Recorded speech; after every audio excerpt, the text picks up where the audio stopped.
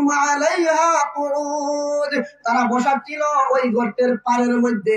মুসলমানদেরকে আগুনের মধ্যে জ্বালানো হবে এই তামসা দেখার জন্য তারা এই পুকুরের পাড়ে, এই গর্তের পাড়ে বসা ছিল। ইদহুম আলাইহা কুউদ ওহুম আলা মা ইয়াফআলুনা বিল মুমিনিনা শুহুদ, তারা দেখবে মুসলমানরা পুরা পুড়তে, মুসলমানরা আগুনের মধ্যে জ্বলছে এই দৃশ্য দেখার জন্য ওই সমস্ত জালিমের গোষ্ঠীরা বসেছিল। আল্লাহ রাব্বুল আলামিন বলেন, ওই সমস্ত জালিমরা যাদেরকে আগুনের মধ্যে ফেলেছিল তাদের একমাত্র দোষ ছিল ওয়ামা নাকামু মিনহুম ইল্লা আন ইউমিনু বিল্লাহিল আজিজিল হামিদ, একমাত্র দোষ ছিল আল্লাহর উপর তারা ঈমান এনেছে।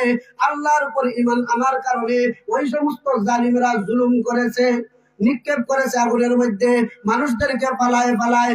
এমন এক সময় আসলো, একজন মহিলা তার বুকের দুধের একটা শিশু রয়েছে, এক সময় আসছে ওই মহিলাকে আগুনের মধ্যে নিক্ষেপ করবে।